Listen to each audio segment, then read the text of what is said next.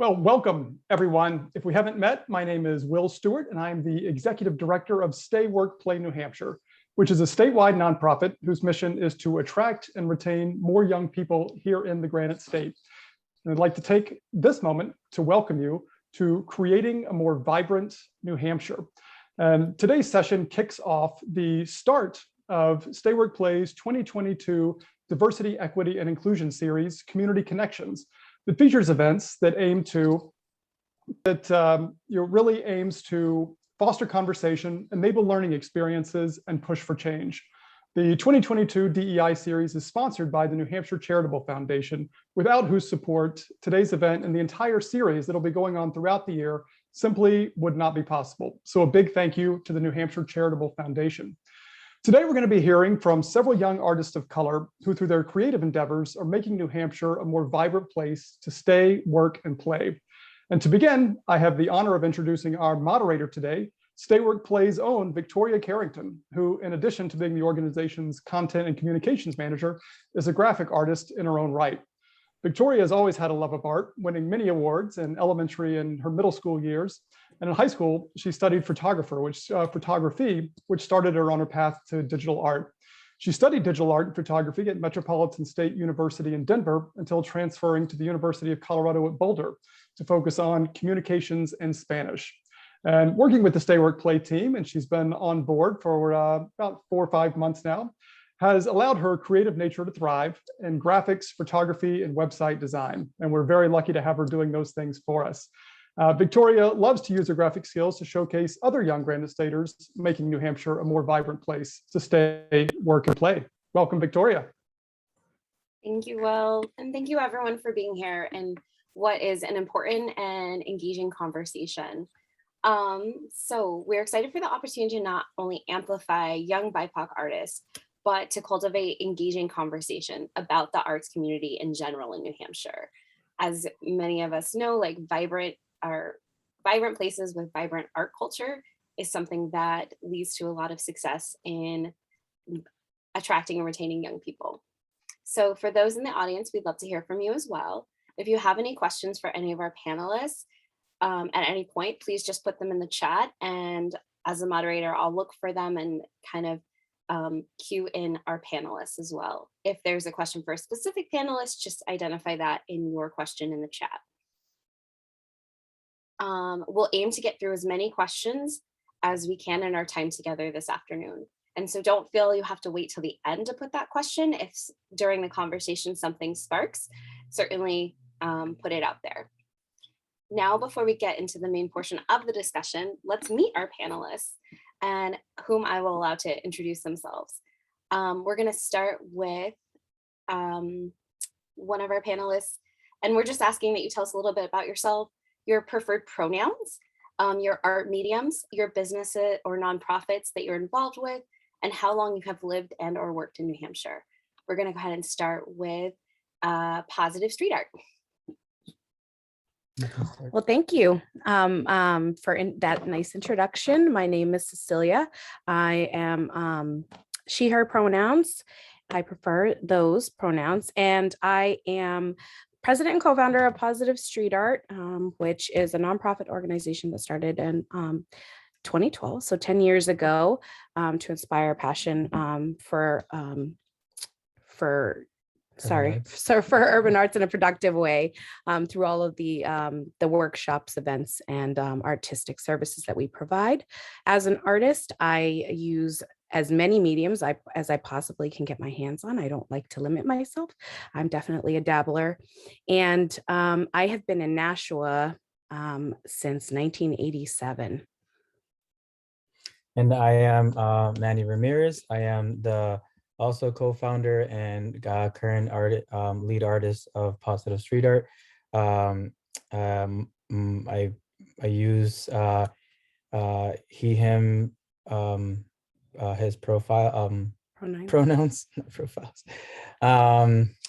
I've always wanted to steal this quote from this quote from Basquiat. My medium extra large, and I've been in Nashua and in the New Hampshire community since 2003-ish. and then off and on around 2010, and then back for good after that. What are your mediums? Huh? Your mediums. Oh yeah, extra large. Yeah. Right. Awesome. Thank you so much, Manny and Cecilia. And next we'll have Naji. I'm kind of looking at the Hollywood squares. I'm Najee Brown. I'm the founder and artistic director of Theater for the People, one of the newest one of the newest theater companies in the Seacoast area. Also, one of the first Black Bipoc ran theater companies in the area. I'm a playwright, director, producer. I can also act, sing, and dance, but I prefer to be behind let's say behind the stage now. It's not behind the camera. I'm also a photographer and videographer too. But I am fairly new to the community. I moved here September of 2019. I'm originally from Brooklyn, New York. I love Brooklyn, New York. All my family and friends are still in Brooklyn, New York, but I'm the one person out here. Should I share a little bit more about Theater for the People's mission and what we're trying to do, or should just, is that all you need? Okay. With Theater for the People, we're really trying to lower the median age of theater goers. Right now, the age is really 42 and white. We're trying to get more people of color inside the doors, but not only that, hiring more people of color for production staff, so stage managers and set builders and lighting designers, and also telling more diverse stories. So telling the stories of people of color. We've been doing a series of events recently. One of them is called Electric Voices, where we highlight an author from a diverse background. So far we did Toni Morrison, Salman Rushdie, and Thich Nhat Hanh, and we have readers read these the works of these authors, and we have a live band improvising behind them. We're also launching our youth theater program called Creative Geniuses, where all the children will be referred to as geniuses from the moment they walk into the door, along with launching our first tour of a production that I wrote called Nevaeh's Brother. And we have a lot of cool things happening. I'm currently right now in North Carolina, with hopes to bring my play The Bus Stop to some of the HBCUs out here. So it just, the possibilities are endless. And what I love about this is that we're just really growing with the community and honestly serving diverse audiences. So I don't want to talk too much because, but yeah. I'm just really happy to be here. So thank you. Awesome. Thank you, Naji. And last but certainly not least, Aina Sullivan, who will tell you a little bit about being a coppersmith and jeweler at Blackstone's Alchemy. Hi, my name is Aina, and my pronouns are she, they. I like a mix of both. And I'm a jewelry designer and coppersmith. I'm originally from New Jersey, and I went to school at Smith. So then I was kind of just in the New England area. So I moved up to New Hampshire, and I've been living here on and off for over 5 years. And I center BIPOC in my work. I am inspired by my Afro-Indigenous roots in my work. My work ranges from minimalist copper jewelry to more like intricate geometric designs. Again, inspired by Afro-Indigenous ceremonial jewelry making. And that's also why I work with copper. And yeah, I am happy to be here. Awesome. Thank you so much. Let's give them all a virtual round of applause. These are some really amazing artists who are bringing a lot of vibrancy and culture and cultura and just a lot of beautiful color to the New Hampshire scene. So the first kind of question I'm going to put out there is, I'm curious to know how you have been received as artists within and outside the Bipoc community, specifically in New Hampshire. And would any of our panelists like to start with that question? And then we can kind of popcorn it around from there. But just how have you been received as artists within and outside the BIPOC communities? I can start. You guys don't mind me starting, right? No. Okay, good. Well, I'm fairly new here. So how I would be received was very important to me because I didn't want to, I know there were other Black theater efforts that have happened before mine, especially shout outs to Sandy Clark, who's like a mentor of mine. She's like my surrogate mother. She's like my best friend. She had started a theater company called Jupa Mazoa about 10 years ago. Please forgive me, Sandy, if I'm saying it wrong. But so for me, it was very important to honor those who have been here doing the work before I got here. I'm from New York. So me being from New York, there's already that, oh, he's from New York, let's work with him kind of mindset. But, you know, at first I didn't, you know, I know how that feels to be from, to have someone from an outside place come in and kind of say how things should be. And I didn't want that. So it was very important for me to always work with those who have been here. So me and Sandy work very closely together. There are not many BIPOC actors and actresses in my area. With the first play I did, The Bus Stop, which tells the story of 5 African-American women waiting at a bus stop, and the bus takes them to a prison where their male loved ones are incarcerated. I had to find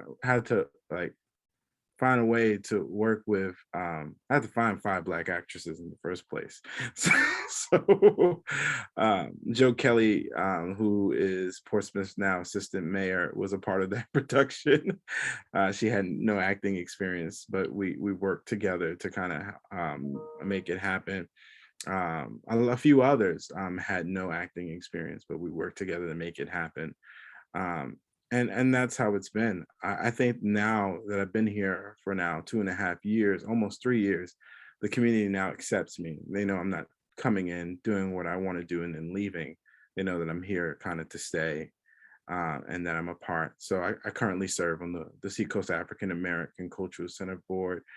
And we're doing amazing work with other artists. And also I try to yield my voice to the artists that have been here too. So there are a lot of things that I do that does not feature my work. But I feel like I've been received very well. I love this community. I mean, by this community, I mean the Seacoast, because I'm new here. I haven't been everywhere, but I love my community. I'm growing my community. And I feel like the people of color here have really accepted me, and we are working together to make it. And I love collaboration, and I get the opportunity to collaborate with other dope creators, white and Black, to make things happen. So it's been, I have no complaints, honestly. I have no complaints. So yeah. Awesome. Thank you, Najee. And just if you see me giving you like 2 or just a reminder, wrap up, I know Najee and I could talk for hours, like we have. So we just want to be mindful of time. And so same with all the other panelists. I'm not just doing peace dance out here. Positive street art. So same question. How have you been received as artists within and outside the BIPOC communities here in New Hampshire? So I guess I'll start and then Manny can add, but I think for me, coming into the art scene as a young person of color, as someone who identifies with the LGBTQ family, someone that is a single parent, I you know, coming from a Latina background, like I felt like I already had the world against me coming into this space. And it was very difficult because my art is not the same that was reflected in all of the different programs and things that I was seeing in my community. So in Nashua, what I would see is traditional art, which I love. It's just not my artistic style. And I didn't see where I could fit in that And so I just decided that I'd build relationships with people, and that would be a way that I could start to ingratiate myself into that world. And that I finally got an art show, Main Street downtown, with another muralist that was raising money for a big mural in Nashua. And that's where I started. And that's where I met Manny over 10 years ago. And that spiraled us into this conversation of how can we help other artists like us have a voice or have a place to showcase our work and be seen, because our art was only being shared amongst our very close network, and we wanted to be able to share it with the greater population. And at first, when we started Positive Street Art, or even had the idea of Positive Street Art, we were received very well by the community that understood what we were trying to do. But I think public art can be seen as a negative thing if it's related to vandalism specifically. And I think that people didn't understand where we were coming from as far as the creative placemaking aspect goes. And so we worked really, really hard to show people what we were here to do. And again, like Naji said, like show them like this is not just a phase. We want to create this change that is going to, leave something behind and continue to grow our community. We're not just going to come and go. We're here to stay, and we're here and invested in our community. And this is how we're going to do it. So I think it's been a mix of good and indifferent feelings about us, because maybe they just didn't understand what we were trying to do. But I think they kind of understand that a little bit more, because we've kind of shown what we have done over the past 10 years. Yeah, and I think very early on, we both figured out that this is going to be kind of a journey of education for the community, and us knowing more and being more cultured in the realm of urban art and street art and graffiti, understanding the ins and outs and understanding the connotations of how the world sees it, that we were going to have kind of like some pressure, like to begin with, the start, and for the most part, it wasn't that. We were well received right at the beginning because we led with the educational piece, right? And then afterwards, later on, I feel like the deeper understanding of street artists or urban artists started to kind of show through in a more of a public settings, where you were invited to a meeting that has to do with the doing public work, but then easily kind of disregarded in like follow-up meetings and that sort of stuff. So it's almost like you're not, like, they understand your value, but not necessarily understand that you understand professionalism in this space, right? So that's kind of it's been a long road to like, no, I'm a professional artist. Just because I paint in the streets doesn't necessarily mean that I am not.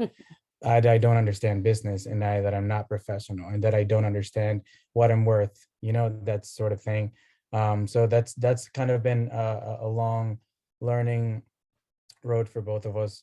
But we also like understand that if you don't put that educational piece up there in the forefront, like that I do understand where you're coming from, but you also need to understand where I'm coming from, and then have that dialogue till you're both in the understanding realm. Then it's never going to happen, so you can't just like say one way, well they don't understand, and then just move with that, because they'll never even know where you're coming from, period. So but yeah, so again, like Cecilia said, it's kind of like been both really good and then somewhat in between too. Yes, and thank you for that. And the public art can be seen as vandalism. It is a really powerful statement. And even, part of this conversation is, a vibrant art scene does attract young people. So I think too, when I'm living in Denver And when I go back to visit my madre that's still there, you know, street art is all around. And, you know, something to kind of put is street art has become a thing in a place like Denver for a lot of people, BIPOC communities, to feel like they're getting their cultura back, because gentrification is a part of losing that cultura and losing. And so you know, thinking about how public art can also express culture, you know, that's kind of the next phase of what we'll talk about. And just kind of looking at it from that lens of, you know, educating people, but also letting others see themselves. Aina? And the question was, Yes. how have you been received as an artist within that outside the BIPOC community? Yeah. So if we're going to talk about specifically in New Hampshire versus you know, an online presence or something like that, I think it has been like a multifaceted experience for me. I was a little resistant to putting myself out there locally. And I am in my second year of business, and I started my business, Blackstone Alchemy, at the beginning of the pandemic. So I was more involved online and cultivating an online presence and being very vocal about who I am and who I serve in my work. So I built a pretty strong online community of BIPOC makers and you know, magical practitioners and just people who are into crystals and jewelry and adornment. So that kind of like gave me a foundation. And then once the world kind of started opening up again, I was able to do more craft shows and like do in-person events and stuff like that. And I've been received like pretty well. I think that my particular medium is maybe like a little not as relatable to white people.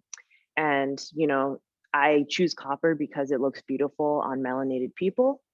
So even then I found a diverse interest in my work. And as, you know, the metal gets more popular, more diverse people interact with it.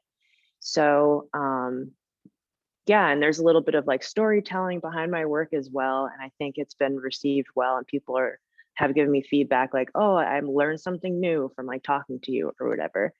And in terms of, you know, learning and reciprocal relations within the art world and the artist entrepreneurial world, I feel like I have gained a lot of experience and knowledge from others who came before me. So just having access to even just the internet in places that are can be isolated, depending on where you live in New Hampshire, has made it more accessible to people like me who are like solo artists. And then, yeah, I think that, you know, it's pretty self-explanatory in terms of like my impact in the BIPOC community. And I am, you know, centering, you know, my people and my work. And I think that I'm seen as like, to people who don't really have, you know, a connection to ceremonial jewelry making, I'm seen as just like a skilled artist, a skilled jewelry maker, and they can appreciate it even if they don't, you know, believe in the spiritual aspects of my work. They're just like, oh, this is technically, you know, you're executing whatever you're trying to do. And I also try to be more, I don't only do culturally specific work. I also like, you know, fashion and Y2K inspired jewelry and minimalist jewelry. And I've just been exploring with a bunch of different styles, and I've been having a lot of fun doing that.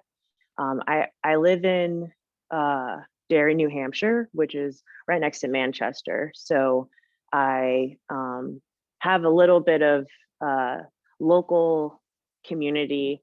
There's not a lot of places for us to showcase our work, but I think being close to Manchester has been, you know, a kind of like a hidden gem. So yeah.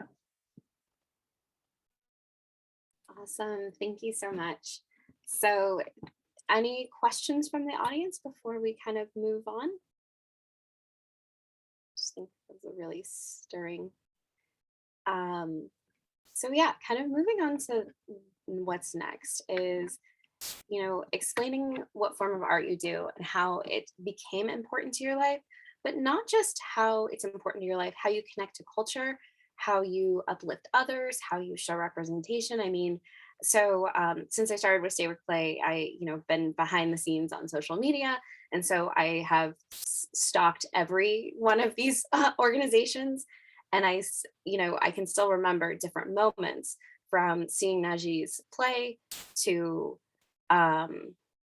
feeling like myself and like talking about church, and the Sunday hats, that they're these little nods to culture, to seeing Positive Street Arts. They put a superhero girl and she's like a BIPOC girl. And like, I get emotional because I still feel that emotion when I saw that, like I saw me.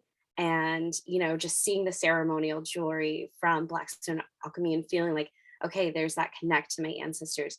We know that these things are important, but also how do you connect with your culture, but how do you also showcase and show pride in that? Also knowing that maybe you might not be as, like, you're going to be supported and well received, but as was explained earlier, you might have to explain yourself a little bit more than if you were in a community that was that had a larger BIPOC community. Who would like to start? I guess I can start again, unless someone else wants to start again. Go for it. It's very important for me to show the inherent nobility of all people of color, especially Black people. I found, even with my work with the police department, and I'll just, after the murder of George Floyd, myself and the Green Acre High School began dialogue with the local police department, the Elliott Police Department, and with the neighboring county, Rockingham counties, the entire prosecuting office. And we had conversations on race. And it was almost like starting from basically ground zero.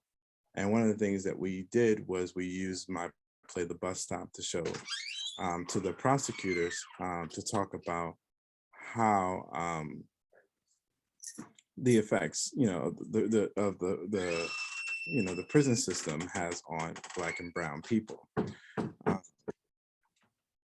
It is important that white people understand the nobility of Black people.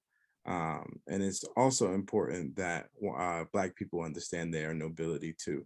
So it's so important that I create characters that are real humans. And if one of my characters commits a crime, then we really explore why did that character commit that crime, and how it doesn't take away from his or her nobility. They're still a beautiful human being deserving of respect and love. They're not just a statistic, so I work very hard on just creating these noble characters that people can see and relate to on stage. And that's the power of theater. There have been white people who came up to me and said, man, I saw myself in those Black characters. I saw my grandmother in those Black characters. I'm able to relate to that. You're right. And I grew up in church. There was always that connection to spirituality. And that's how I started in theater, was through the church. And it led me to my professional career. But in church, we would do all these, I had the privilege of writing all these Christian plays where we would show a person in their struggles, and after, and just how they come to find themselves. And at the end, we would do an altar call. It was amazing how many people would, come to Christ. I don't know if anybody knows Christian terminology at all afterwards. From then on, I knew the power of theater, and that this tool can be used to convey messages that maybe a book couldn't. I'm not in the church anymore. I don't write those kind of plays anymore, but in a way, what I do is still very much ministry to me. I'm really just showing people the nobility and the glory and beautifulness of people of color, especially those who have been forgotten, those who have been erased out of history. I hope I'm making sense, but thank you. You are. And I love that you put it so articulately, the nobility of people of color. Like, that feels really good. I know that that was some of the excitement of Black Panther, is seeing people of color in these regal royal roles. And so like using, and that's part of why we're having this conversation, is all of you are using your arts and your talents and mediums to uplift and show that regalness and nobility of people of color. So thank you. So positive street art. The prompt is explaining your art, how it became important, and how you connect it to BIPOC culture. So for me, art was just an ingrained passion from my childhood. And it was really a way to express myself and a form of healing for me. But it became important after I met Manny, and actually a little bit before I met Manny. It was important because my children were seeing what I was doing and they wanted to be a part of it. And that was inspiring to me, that they were inspired by me. And after I met Manny, I was like, well, we could not only help beautify the community, but we could also help to inspire young people. Because they're going to look up to us. They are going to think we're cool. And if we're boring, they're not going to look up to us. So this is an opportunity for us. So let's inspire some youth through what we do, and empower them to be able to express themselves. And then after that happened, we realized we weren't just inspiring the youth, we were inspiring other emerging artists. Or even with the fact that we had taken a leap and started this nonprofit, people were like, wow, you guys were able to do that. And I'm like, it's really not hard. You can also do this. And just for me, that importance of inspiring other people through the work that we did, it became such a bigger thing than we originally initiated it with, the idea of just bringing a couple murals to our community. It just snowballed because it seemed like it was something bigger than us. And it wasn't about us anymore. And through that, we've, organically, our urban art is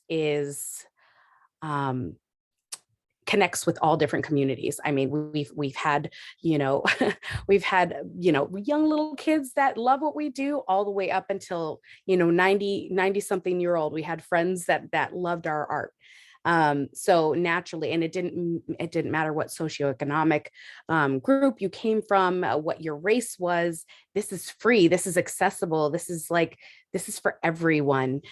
So naturally, we were able to connect with our BIPOC communities, because they saw themselves in us, and also the culture was also reflected in our work. And so, naturally we've connected with that community, but also having that like diverse culture and community around us, because that's, people enjoy what we do. Yeah, and I think for me, I've always tried to shed light on the good things that are happening around us, whether it's like how I speak to people or through my art, right? Especially through my art. And then I am by person of color, so it's kind of like ingrained in me to begin with, and then the murals that I've created kind of express how I feel, and again, trying to shed light on the good things, because especially in today's day, like modern media and all these giant media networks, like the story that's being told is that we're basically in continuous like hurt and dismay, and like there's so much like bad happening around us, and then I want to Like if you walk outside out of your house and you're walking downtown and you've seen one or two or three or four of my murals, there's going to be a little bit of happiness in A there little somewhere. bit of healing, even. And leave a little bit of healing even. And I try to like present that in some of those murals. And then especially like Naji was saying earlier, for some of these people, especially in one of the murals specifically that I've done, the conversation in these people's families is usually kind of like negative around the subject of substance abuse and that sort of thing, right? And then what I brought into that mural was like, it's not just that, like there's so much more around that. And then the people who have passed away from this is not just about them passing away from the substance abuse, is there's so much more around that. And I wanted to bring up that conversation, especially for the family members who lost a loved one, to have more of a positive conversation around that. And that's why I painted them in a positive light. Right. It really gives an opportunity for you to have that conversation. Yeah. So that's what I like, it's don't like for us to always like highlight, what's in the negative that's happening around us. We already know that elicits a lot more of a reaction out of ourselves. So let's try to see if we can get more of a positive reaction out of positive things happening around us. Hence our name. Yeah. And so like that's like what I've like wanted the world to see with my work, and that's kind of how I want to connect. And especially you mentioned Black Panther a couple of times, Victoria. I don't usually like paint or draw like celebrities or characters that are like created by other artists. I try to create my own narrative, my own stories, and my own characters. And or like if it's local people, I like to do that versus that. But when Chadwick passed away, like that really sat with me. So I felt like it was like the right time for me to finally paint an actual celebrity. And like it was just like paying homage to somebody that I really loved. Like I really like, it was just right. So why not, like shed light on the good things that he did, and in as many ways as I could, so yeah. Thank you so much. I love that, and it's powerful. And a comment from Annie is, I feel there's that such a bias buster. It's flipping the script on what we see portrayed in the media. And we all know how people of color can be portrayed in media, especially in street art and in theaters and those sort of things. Like, hearing like from a playwright, that usually those roles for people of color were, help or, servants of some sort.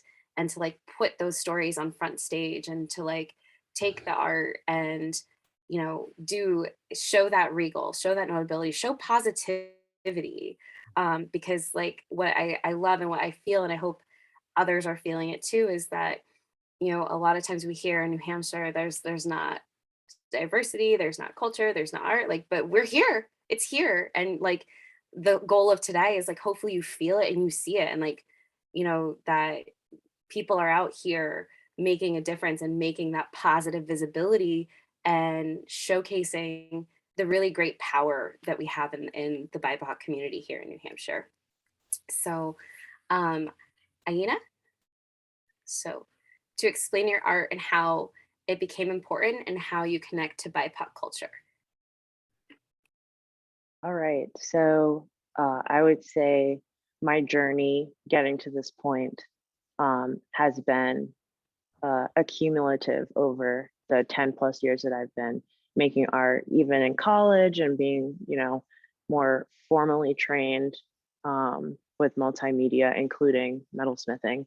I found that my spirituality wanted to come through a lot.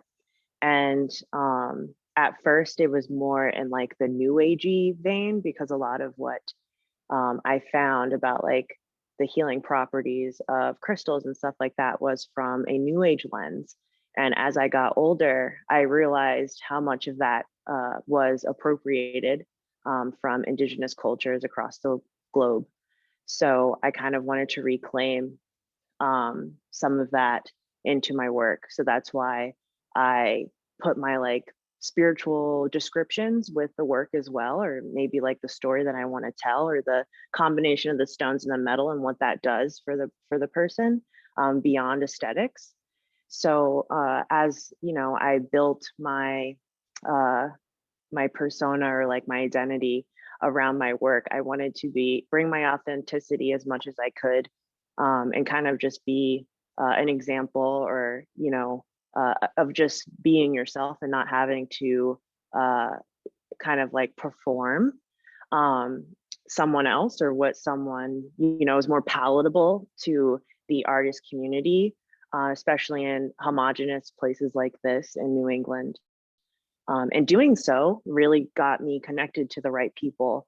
And, you know, I just encourage just a message. My message is like, be yourself, and like kind of connecting back to your roots and reclaiming some of the scattered pieces that have been cast, both in media, in popular culture, and just like uplifting and like experiencing Black joy, and the beautification of, you know, our bodies, especially when our history, specifically with Black people, is, you know, they usually talk about, oh, our history is slavery, but there's so much more.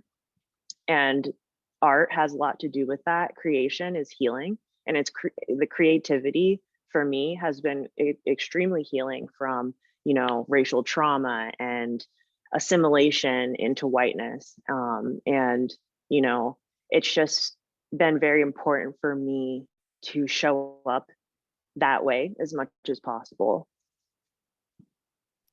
Awesome. Thank you so much. And, you know, I feel very moved in this conversation, you know, to just hear a lot of just the voices and the strength and the resilience, you know, the beautification, the uplifting, the supporting, and just realizing, you know, I listened to another seminar, and, you know, also realizing that the power of this, of like changing the bias, because sometimes people of color, for doing these things that our panelists are doing, could have been criminalized or, you know, arrested or those sort of things. But instead, you know, they have communities behind them, and they're bringing these things to support the community and show the strength and beauty. So I just have a couple more kind of questions we'll discuss, and then we can open it up for further questions from the audience if need be. But it's, you know, I love what was said about, this is where we're at. This is New Hampshire. This is our home. You know, we deserve to be here. We deserve to celebrate here. We deserve to be ourselves here. We don't have to hide who we are. We don't have to, you know, letting go of assimilation. And so we're here in New Hampshire. And so what keeps you in New Hampshire? And two, the second part of that question is, what can communities do more to be inclusive and supportive of artists in the BIPOC and LGBTQ plus communities? So Cecilia and Manny, or Naji, who would like to start off? Sure. So what keeps me in New Hampshire, besides family, I've invested a lot of time in my community, and I'm very proud of that, and proud of not just what I've done, obviously, more proud of the changes that I've personally seen happen since I first came to town. I can't tell you.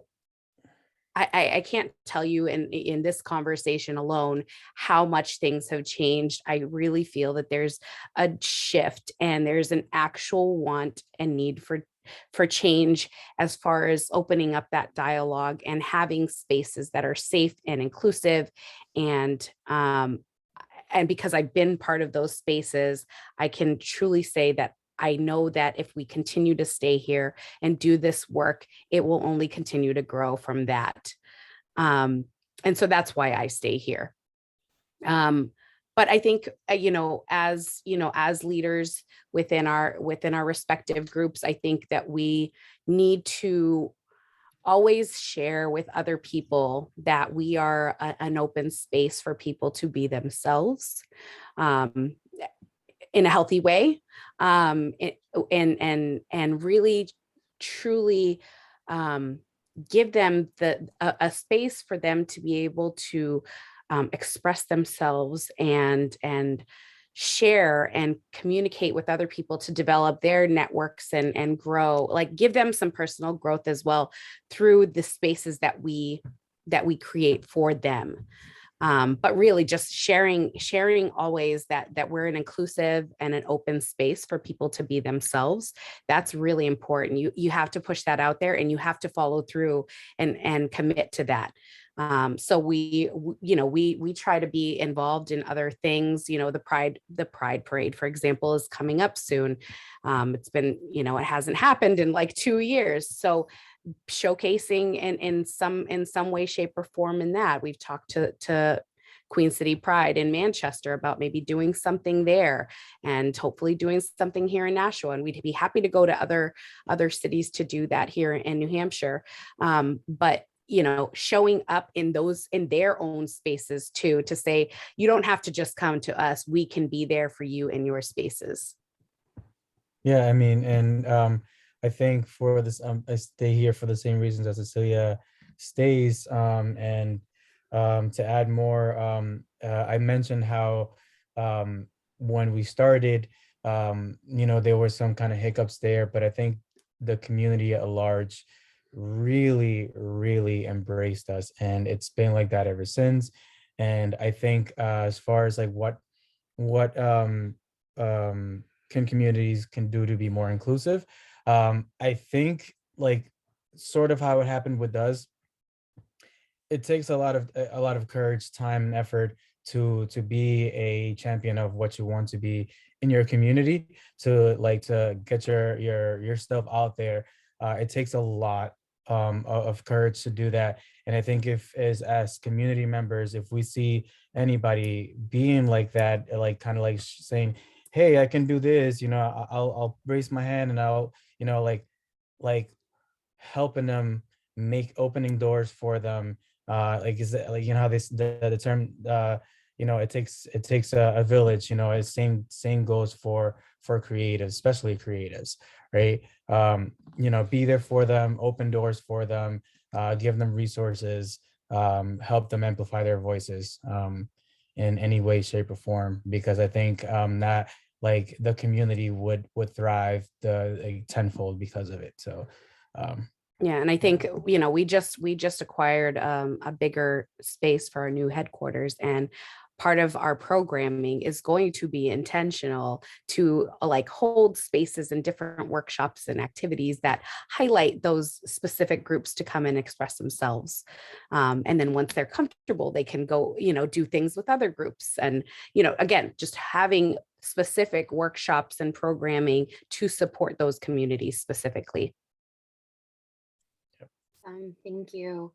And I agree wholeheartedly, supporting and just giving the training. When I sat down and talked with Najee, just talking about, some of his goals of wanting to give more of that theater training to communities who might not have had that before, had that resource. And so I will turn it over to him to kind of answer this question as well, of what keeps you in New Hampshire and what can communities do to be more inclusive and supportive. What keeps me in New Hampshire? I love New Hampshire. I guess it's the first time I actually said that. I do love Brooklyn too. I do miss the access to just Black culture that I had in Brooklyn, and but I get to give a lot of what I learned to a place that probably never had it before. And I feel honored and blessed to do that, to serve this community. And like you said, watch it grow from where where you first started to now. Like, I'm just watching the capacity of the people in my community grow, partly because of the events that I have the privilege of curating. And that's just a beautiful thing. You wouldn't be able to see that too much in a place like Brooklyn, the way you see it here. I think for me, what can communities do to be more inclusive and supportive? Stop just supporting one organization of color, right? Like allow there's a lot of like tokenism, I feel sometimes in the community. We're just like, oh, we support this organization. Or why does there need to be two Black organizations? Why can't you just work together? We don't say that when it comes to white organizations. We allow there to be multiple organizations doing multiple things. So I think just getting out of that mindset and understanding that we need plenty of organizations ran by people of color, even if they are doing the same thing, they don't have to do it together. And support all of them. Don't just choose one, but support all of them. So yeah. Awesome, thank you. And I love that. Yes, like have space for many different organizations and support them all, not just one, you know, like we all, I think, you know, we in the community can feel that like, oh, there's the one of the month, and no, like we're here all the time, all sorts of different. And so just a couple questions from the chat before we go on. We are going to post links at the end or in a follow-up email where you can find all of these panelists, their work, their socials, things like that. So being here, we'll be able to get you the connection to that. And then Christian said, I'm super excited to see what Manny and Cecilia will do in their new headquarters and with positive street art. So yes, we are all very excited. And so Aina, what keeps you in New Hampshire and what can communities do to be more inclusive and supportive? Yes, before I forget, I wanted to say two keywords: outreach and consistency. So I'll go back. My favorite thing about New Hampshire is the nature. Being able to hike, camp, you know, explore various areas, waterfalls and the White Mountains, especially. I think there's a stigma or like this idea that like Black and brown people are just in cities and they never been like camping or hiking before. And I think a really good Instagram is Melanin Base Camp, and they showcase and uplift a lot of nature based individuals who do all sorts of cool stuff, whether that's in sports or, you know, hiking or doing strenuous things that are usually, you know, the face of like EMS or these places that have corporations who, you know, show what people look like who are going to do these things out in nature. It's just not true. Like, I think that, again, getting back to our roots, we are connected to nature in such an intrinsic and like primal way. So I get to do that here. I get to, you know, commune with the earth and connect deeply in that way. That's really important to me. And I also just like New Hampshire. Like, I like how, you know, accessible it is, especially in Derry. I can get all my errands done in like like 30 minutes. So then, yeah, going to the next point of talking about how can people be more inclusive, I think outreach and seeking artists of color and people who are doing like community engagement and stuff like that, just like reaching out and finding us is really important. And I think that providing opportunities that are accessible to artists to further their skills and network and stuff like that is super important. And I think just having places for artists to show their work and creating opportunities in businesses and you know, events and stuff like that to create space for us. And I think in Manchester specifically, there's a large artist community, and I know there's art councils and everything like that, but I think Even like a first Friday or something like that would be great. And maybe it's rotating in different businesses or different places. And yeah, consistency, like continue, not like there, I don't want there to be some sense of urgency. I think that it's like a long like game. It's something that we want to be engaging with continuously, and reliable support from the community. And I think that goes for the LGBTQ community, Black, Indigenous people, and just like not marginalizing us further, but uplifting us and letting us tell our own story, I think is super important as well.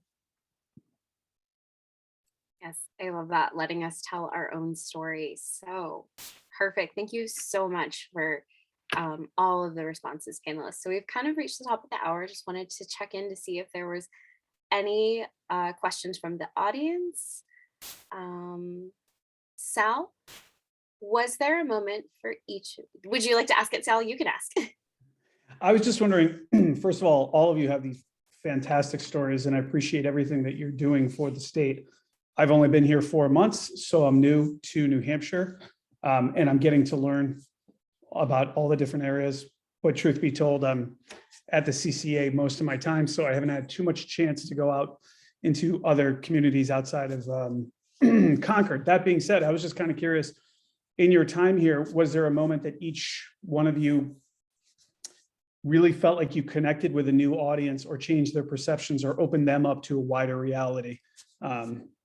It's specific stories, things like that. I know, specifically for me, like when I've done work with educational outreach and things like that, that I have felt like there's times where I can genuinely feel a great energy in the room and feel like we've made impact and things like that. And I was just kind of curious from each one of you, if you felt that sort of that moment where you had great vibes in the room and you just felt things turning around. Through our art, or just like through your art, through interact. I mean, listen, the art sometimes is the conduit by which we have the interaction, and sometimes it's just through our own personalities or interactions on the streets or whatever. But obviously this is more of an artistic conversation that we're having here, but and I would love to know if through your art, obviously you pointed out earlier that you said people came up to you after one of your performances and said, I saw my grandmother in that, or I saw my aunt in that, or whatever, those sorts of things. So I could see that too. But one of the things I got to put together was something called Project Empathy. And Project Empathy was started by this young lady named Catherine, who lives out of Somerville. She connected with me to direct it up in the Seacoast area. So when I decided, she usually does it with white college students, but I decided to do it with people from diverse backgrounds. So there were people, Latinx people there, Black people there, white people there, Asian people there. And we did 8 pairs, very diverse pairs. And by the end of the 6 weeks, you had to tell the other person's story as if you were that person. It's a theater thing, and we did it with non-theater people. One of the pairs that I was really proud of, I managed to get Tanisha Johnson, the co-founder of Black Lives Matter Seacoast, paired up with Elliot Moya, the police chief of Elliott, Maine. And they learned each other's stories. But of course, they were busy, so they did 3 weeks instead of 6. But by the end, they told each other's story as if they were that person. And it was very, very important. We had over 300 viewers that day, in person and on Zoom. And this was at the Seacoast Repertory Theater. But for the first time, people were seeing unity in their community like never before. And now that relationship has blossomed. And it was more of like not just empathy, but empathy through diversity. And that relationship has blossomed. They're now working on a podcast together. They're best friends. I feel like in order to get to Elliot now, I have to go through Tanisha. And these are 2 people that did not even want to meet. That's amazing. Yeah, so I've had a lot of these moments out here, which is why I'm there. You could just talk to someone after and see how inspired they are to do something different after having these experiences. So yeah, a good question, Sal. Awesome, thank you. So just to kind of keep things moving along, there was one more Q question, but I also do want to give the panelists a chance to talk about how those on Zoom and those who are watching can support their art or any other affiliate organizations. It does kind of go in line with Sheila's question of what organizations would you all recommend to engage with the community. So I know there's that saying, shameless self-promotion. No, we don't do that here. No shame self-promotion. Like, we have to shout out and like support and, you know, give ourselves snaps for the things we're doing awesome. So this is that time for the panelists to do so. So we'll start with Positive Street Art, go to Aina, and then end with Naji. So tell us how we can find you. Sure. I think one thing before I mention and our plugs, I think that what has to be understood more amongst everyone when supporting artists in particular, because artists, as Manny had said earlier, are a little undervalued. And I think in a lot of cases, we are invited to be a token, to be there to entertain people for one way or another. And we are not compensated for that. And even if we are compensated, it may not be much. Or if you have a friend that wants to buy your artwork, or someone that wants to buy your artwork and they're trying to negotiate your prices, it just really undervalues you. So just keep that in mind. And I think that's with artists in general, but I think even with the BIPOC community, there's even less of a value. There's a gap there. And so I just wanted to just highlight that. Just keep that in mind when you are supporting artists, to really truly value what they're bringing to the table. So with that, our organization's Positive Street Art. You can find us on social media, Positive Street Art, through Instagram and Facebook. But we also have our website, which is positivestreetart.org. And I would say the way that you can support us is sharing our social media posts, talking about it. Word of mouth is super impactful. When they hear it from your mouth, you're a trusted person that they know, they are going to connect with us because they see the value through you. Attend events, volunteer, donate, and be consistent with your support. Like, truly, we have people that will come and go, but they are consistent with coming and going. And really, you just have to, if you really truly support or want to support artists, that is the best way to do it. Yeah. Anything else to add? No, I'm good. Awesome, thank you. And you can pick up your current copy of 603 Diversity, which there's someone on the cover, maybe a local celebrity we know today. So great. So those are all good ways. Aina, how can we support you? So I think that, just following me on social media, talking about my work to other people, buying things for my store. I also have a GoFundMe right now to help support me as I build my business and invest. And I also would love any information on grants or people who want to donate time or energy to help me raise money or apply for grants would be amazing. And yeah, just sharing my posts and consistently, showing up for me and other people in this community. Awesome. Thank you so much. And Naji. Yeah, you can visit us at theaterforthepeople.org. IG is Theater for the People, Facebook Theater for the People. I have a couple of events. If anyone owns a business and they want to sponsor something, like our Electric Voices is sponsored by right now White Heron Tea and Coffee. We also are working with other businesses for sponsorship. we have a children's program that we're launching called Creative Geniuses. It's a children's theater program. So if any business wants to, sponsor anything that we're doing, of course, we'll make sure you have the promotion. You're on everything. So yeah, I would love for that. Any collaborations we're welcoming. And if you want to donate, we are a 501c3. And I just hope more collaboration. I think that has been the most successful thing for us, is collaborating with other organizations. So no competition, just collaboration. Yeah. Love that. What a perfect way to end. No competition, collaboration. And so we were happy today here at Stay Work Play New Hampshire that we could collaborate with you all today and have your voices and your work be amplified and seen. Thank you for letting me be your moderator today. I'm going to pass it back over to Will Stewart for the wrap up.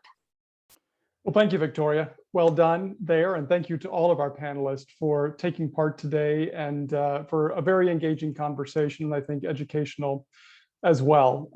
Thanks also to the New Hampshire Charitable Foundation for their support of this event today and for the entire 2022 DEI series, which, as I said earlier, will continue throughout the year with additional conversations in this vein, exploring these types of topics as it relates to young people of color in particular here in the Granite State. Speaking of, and to Aina's earlier point about kind of the intersection of people of color and nature in the outdoors, an upcoming event in the Stay Work Plays DEI series will explore this very topic and this very intersection. So stay tuned.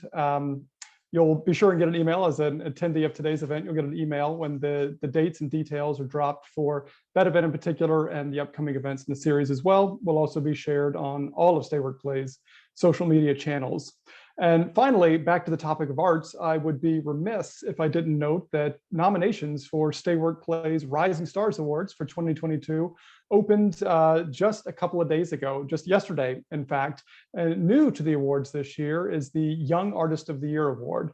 And so I would encourage you to be thinking between now and May 9th, when nominations close, about any extraordinary young artists here in the Granite State that you know who are doing their piece to make New Hampshire, their corner of it, a little bit more interesting through their artistic and creative endeavors. So again, thank you all for joining us today. I hope it's been worth your time and your investment of your energy today. Thank you again to our panelists for sharing of their thoughts, their experience with us today. As was mentioned, we will be following up shortly, maybe tomorrow, with a link to this recording. Feel free to share it out on your own social media channels, as well as links that were mentioned to all of our panelists, artistic endeavors, their businesses, ways you can help them. And I'll definitely be sure and include a link so you can nominate folks for that Young Artist of the Year and the other awards that we have for the 2022 Rising Stars Awards. With that, thank you again for joining us today, and have a great rest of the afternoon. Goodbye, everyone.